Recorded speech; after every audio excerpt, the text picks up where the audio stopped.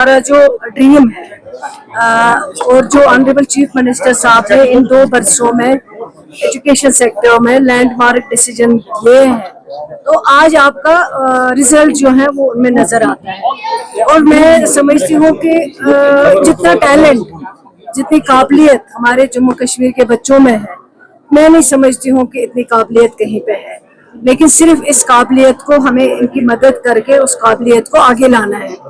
और इन 2 बरसों में आप चाहे स्मार्ट क्लासरूमों की बात करें, चाहे जिस तरह के आज इन्होंने यहाँ बच्चों ने प्रोजेक्ट अपने लेके आए थे, चाहे आप इंफ्रास्ट्रक्चर, चाहे आप एनरोलमेंट की बात करें, क्योंकि एनरोलमेंट मतलब इतना एजुकेशन का मतलब हाल हुआ था। 25 जो स्कूल यहाँ पे थे 2500 उनको क्लब किया गया था, और जो हमारा एनरोलमेंट था वो बिल्कुल बहुत कम हो चुका था। लेकिन आज अल्लाह का शुक्र है कि इस सरकार के दौरान जो है 16% नहीं 17% जो है एनरोलमेंट में फर्क आया हुआ है। तो अब आगे जो हायर क्लासेस में अगर कहीं पे कमी है, उसका रीजन ये है कि कई बच्चे जो हैं 10+2 के बाद जो है अपने लाइन ले लेते हैं, कहीं बाहर चले जाते हैं, कहीं यूनिवर्सिटीज में चले जाते हैं, कहीं और चले जाते हैं। तो वहाँ पे अगर थोड़ी सी कुछ कमी है, लेकिन मैं समझती हूँ कि इन 2 बरसों में जो हमारा एनरोलमेंट है उसमें ओवरऑल 17% जो है इजाफा है। तो ये हमारी सबसे बड़ी अचीवमेंट है, और हमारा ड्रीम है कि जम्मू कश्मीर में कोई भी बच्चा जो है वो तालीम के बगैर ना रहे, हर घर में तालीम पहुंचे, उसके लिए हम कोशिश कर रहे हैं। और इंशाल्लाह काफ़ी हमने इन 2 बरसों में किया है। आप अगर देखेंगे नए लेक्चरर्स जो है 700 के करीब इसी सरकार ने रेफर किए थे, वो भी रिक्रूटमेंट बोर्ड से आए, उनके ऑर्डर खुद चीफ मिनिस्टर साहब ने दिए हैं।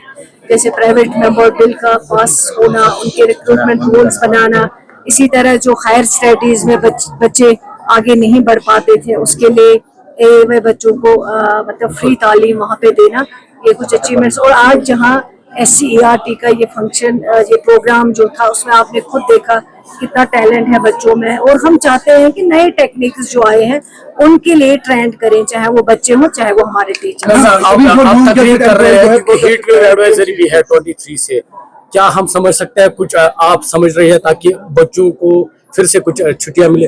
मेहरबानी करके अपने एग्जाम्स आ रहे हैं बच्चों के, कुछ और बात नॉन गैजेट एम्प्लॉयज अभी जो जीएमसी के हड़ताल पे है, पेशेंट पे काफी ज्यादा असर पड़ा है, तो क्या करना? हाँ, वो है रिक्रूटमेंट रूल्स बनने चाहिए थे, लेकिन 10 बरस हो गए उनके रिक्रूटमेंट रूल्स बने नहीं। लेकिन मुझे खुशी है कि जब से ये सरकार बनी है इस पे काम हो रहा है। और मेरी उनसे बात भी हुई थी, उनकी जेन्युइन डिमांड है, कोई गलत डिमांड नहीं कर रहे, क्योंकि 10 बरस में नए जो GMCs हमारे हैं उनके रिक्रूटमेंट रूल नहीं बने, ना गैजेटेड ना नॉन गैजेटेड। लेकिन उस पर काम हो रहा है, मीटिंग हमारी हुई है, और हमने इंशाल्लाह इसमें इनको यकीन दिलाया है कि सितंबर एंडिंग में जो है ये रिक्रूटमेंट रूल्स जो है वो तैयार